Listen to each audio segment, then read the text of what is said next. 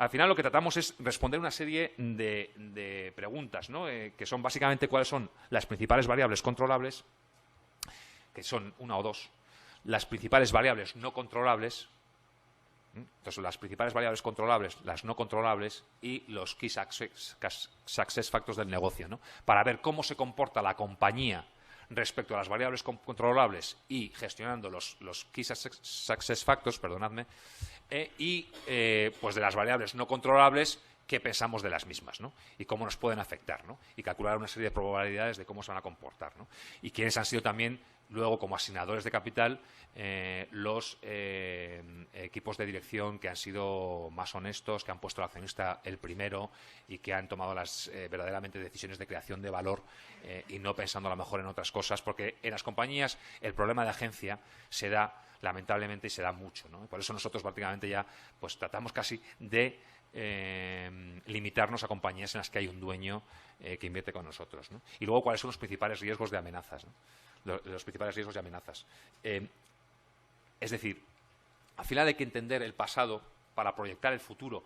Pero, ojo, no desde el punto de vista de adivinar lo que va a pasar, ¿eh?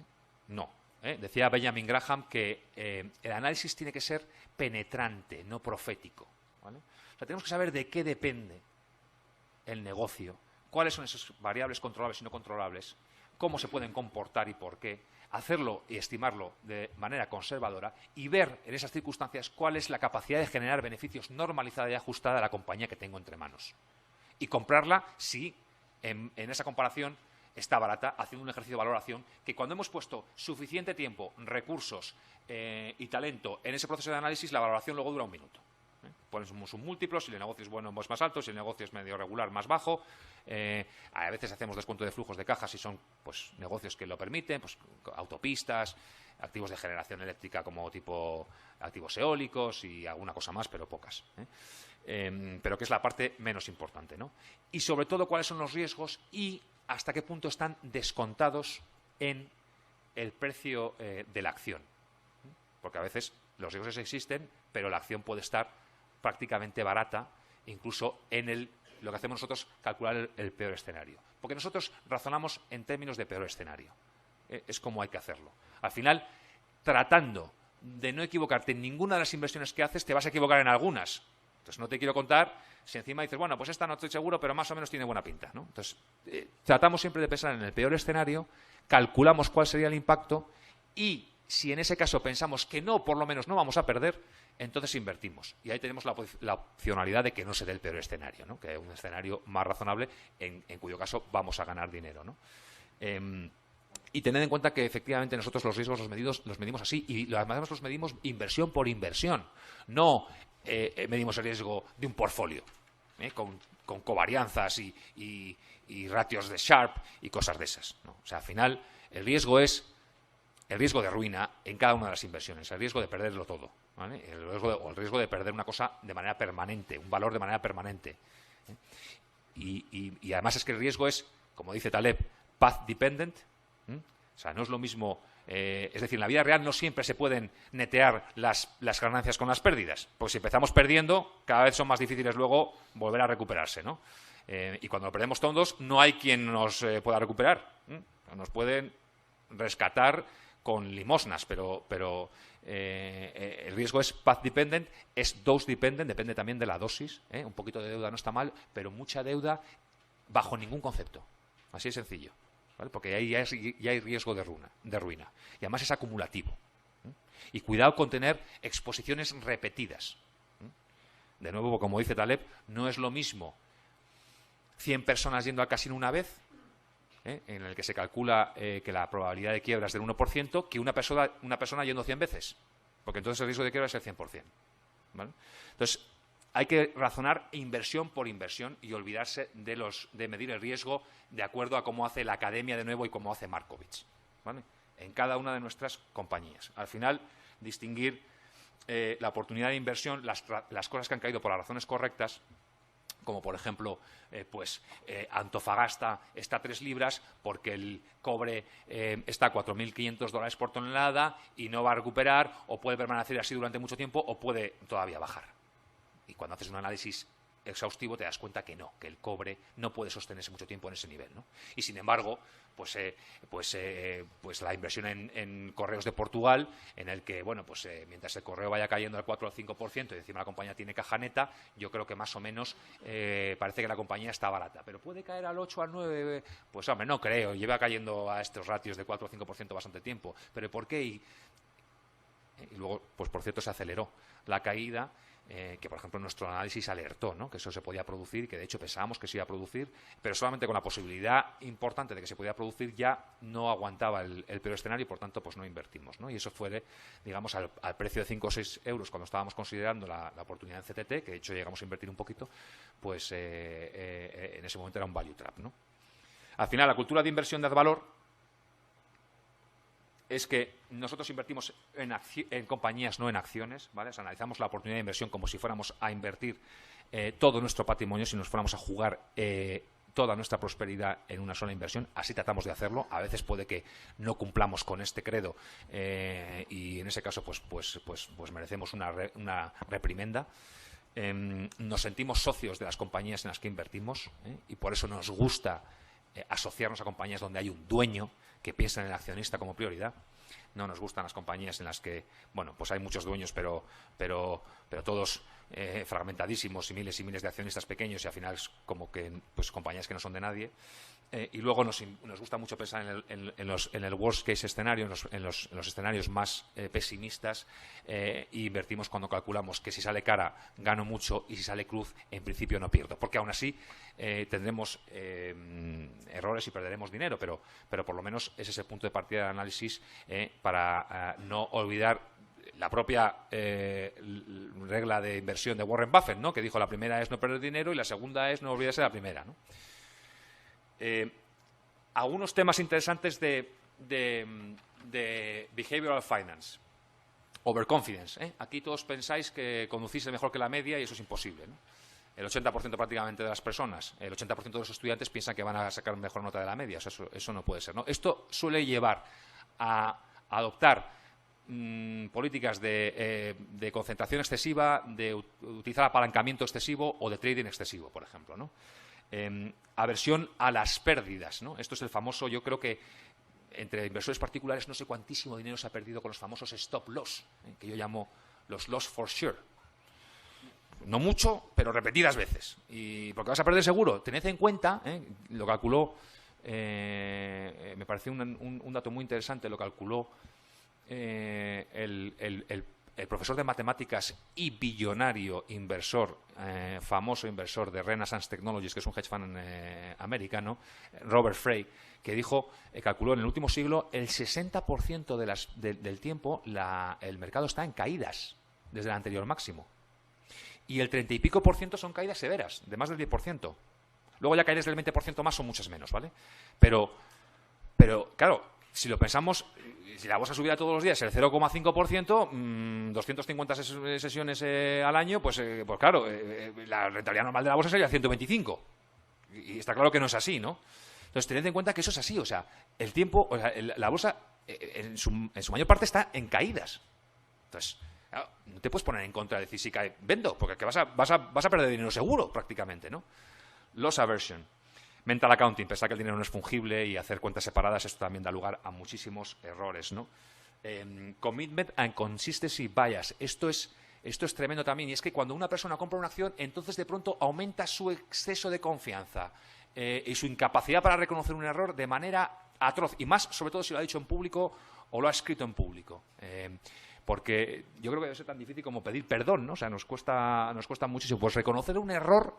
Nosotros somos como un ejército, o sea, nos hemos equivocado, sin pensarlo. Y nos cuidamos mucho de no pensar que estamos aferrándonos a una cosa porque queremos empatar, porque es que si no reconozco que me he equivocado. Si me he equivocado.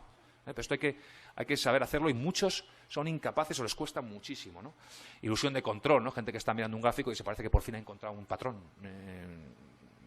que es completamente alejado del análisis fundamental, ¿no? Y de lo que verdaderamente vale una compañía, ¿no?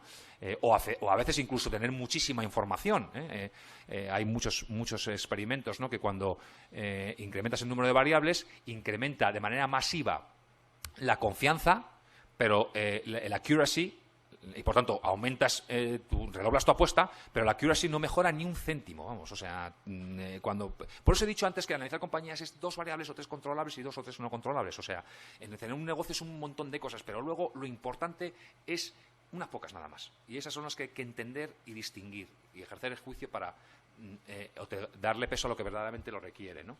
Anchoring, pues también, ¿no? Negarse a comprar una cosa porque estuvo más barata en el pasado, o negarse a venderla porque alguna vez estuvo más alta. Vividness bias, tendemos a sobreponderar lo último que hemos aprendido, lo último que nos han dicho, y nos acordamos mucho menos de cosas que analizamos hace 6 meses. Obedience to authority, esto es tremendo. Cuando alguien con una bata blanca o un experto tal nos dice una cosa, pues tendemos a desconectar el cerebro y pensar que este señor tal sabe de lo que habla. Hay un experimento interesantísimo que de hecho ahora tiene una película que explica esta trampa behavioral, que es muy interesante, ¿no? Estoy terminando, este es, pues, como decía, el tema de ir contra corriente, equivocarte en minoría, el más duro, ¿no? Este experimento creo que lo va a comentar también Beltrán, con lo cual lo voy a pasar muy rápido, pero es impresionante, ¿no? El experimento que hizo Salomon Asch, que es que al final ponía un sujeto del experimento y otros 3 que eran sujetos de control en una sala, pero gente inteligente, graduados de Harvard y cosas así, y le decía, oye, pero a ver, de las 3 rayas que hay a la derecha, ¿cuáles coinciden en tamaño, en longitud con la primera? Y los sujetos de control del experimento decían, pues la B o la C, cuando un niño de 7 años ve que es la A, ¿vale?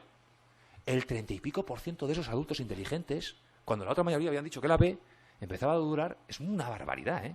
Es verdad que había 2 tercios de gente con sentido común y decía, ¿pero qué estáis diciendo, chicos? Pues no veis que es la A, pero un 30 y pico %, un tercio, decía la B o la C. O sea, así es de duro de opinar contra la mayoría, ¿no? Y por eso somos víctimas de los eslogans, de la propaganda y de las falsas narrativas, de hecho, que es otro tipo de trampa behavioral absolutamente espeluznante e importante en el sentido del poder que ejerce, ¿no? Cognitive reflection también lo va a comentar Beltrán, que es al final que el cerebro funciona de 2 maneras, con el sistema X y el sistema Y. No sé si habéis leído alguna vez el libro de Kahneman, de Thinking Fast and Slow, es muy interesante, pero hay una inteligencia intuitiva que está bien para algunas cosas, y la heurística es interesante para algunas cosas, y tenerla presente, y muchas cosas funcionan perfectamente por heurística, pero hay otras cosas que requieren al final, lamentablemente, el sistema Y, que es mucho más despacio, mucho más racional, mucho más exigente, que hay que remangarte, etc. ¿no? Y muchas veces pondrá ejemplos Beltrán muy chulos de cómo funciona a veces la trampa behavioral de cognitive reflection, ¿no? Las falsas narrativas, eso está a todas horas, ¿eh? O sea, establecer relaciones de causalidad equivocadas y espurias es que lo hace absolutamente todo el mundo todo el tiempo, y la mayoría son incorrectas, ¿eh? Entonces, mucho cuidado sobre todo porque es que el ser humano tiene una tremenda dificultad para soportar la incertidumbre, que me temo que es una constante, es insoslayable, ¿no? Entonces, como el mundo es muy complejo y eso nos cuesta mucho, cualquier historia que medianamente y vagamente sea plausible para explicar una compleja realidad, rápidamente la cogemos. Y dice, pues ya está, esto es tal. Y entonces ya desertamos de trabajar, de comprobarlo, y favorecemos la anécdota a lo que llaman algunos el base rate information. Por eso nosotros decimos muchas veces, en el análisis de materias primas es muy fácil decir, no, que China ha sido un superciclo. Haz el trabajo de análisis, ¿vale? Mira a ver, comprueba, estudia la historia, mira a ver los datos per cápita, mira a verlo metal por metal, cómo funciona, tal, cómo han sido otros países en otros momentos. Y entonces dices, perdone usted, pero es muy fácil decir el titular y el eslogan, es muy fácil, ¿eh? Falsas narrativas, están constantemente, ¿no? El confirmation bias es un poco lo que decíamos antes también, consistency and commitment. Al final, pues uno tiene una convicción y lo que busca es gente, como cuando leemos el periódico, gente que te diga lo que tiene razón. Hay que hacer al contrario. Ir justamente a buscar el que te quita la razón, el que te lleva a la contraria, para ver si tiene un punto y tiene razón. Y luego ser capaz de corregirse y enmendar la plana, ¿no? Information overload. Es al final la parálisis por el análisis. De nuevo, las variables y lo importante son las variables controlables, no controlables, 2 o 3 importantes en cada cosa. No hay que caer en que una compañía es infinita. O sea, puedes estar analizando una sola compañía durante el resto de tu vida. Misunderstanding randomness, aquí, pues eso, pues leer a Taleb, en Full by Randomness, Linear Thinking lo mismo, y al final, pues eso, al final esto es perder un poco de vista que al final, que en muchas cosas hay second y third order effects, o sea, efectos de segunda y tercera derivada y no solamente el efecto inmediatamente visible, ¿no? ¿Cuáles son, y ya con eso termino, las recetas y recomendaciones que doy para superar las trampas behaviorales? Primero, estudiarlas y conocerlas, por supuesto, y luego acordarse de que el análisis es proceso, proceso y proceso, y seguir un proceso como si fueras un autómata, prácticamente. Si hace falta, de hecho, algunos inversores value hacen un checklist. 30 tics, hasta que no haga los 30 tics, he comprobado esto, y hasta que no la tira todo y le sale bien, es una manera, ¿no? Diversificar, no estáis sujetos, o sea, no estáis libres de error, aun por muy bien que hagáis el análisis, porque luego está también los riesgos idiosincráticos, cosas que pasan a las compañías y que eran imprevisibles, ¿no? Evitar el apalancamiento, buscar la gente que te lleva a la contraria en lugar de la gente que piensa igual que tú. Llevar una contabilidad de los errores, una contabilidad en el sentido de nosotros aprendemos de los errores, tratamos de no repetirlos por lo menos, y llevamos, oye, ¿por qué nos equivocamos aquí? Y lo vamos estudiando y analizando, ¿no? Ser paciente y muchas veces, precisamente para sobrellevar mejor el factor emocional, intentar neutralizar el ruido, Si hace falta, a veces recomiendo, apaga la tele, no lees el periódico, porque si te afecta demasiado y te crees todos los titulares, pues vas a tomar malas decisiones, ¿no? Y una última quizá es la que decimos alguna vez a Álvaro y yo: búscate un socio, porque a veces invertir en soledad es complicado y por lo menos tener un equipo, poder contrastar, tampoco un consenso de un comité de inversión de 20, porque entonces no se decide nada, pero invertir solo es difícil y muy duro, aunque solamente sea chequearlo con alguien más, ya multiplicas la capacidad de superar las trampas behaviorales y de mejorar la calidad de análisis. Y con esto termino, me he pasado de tiempo otra vez y estoy abierto a preguntas. Muy bien.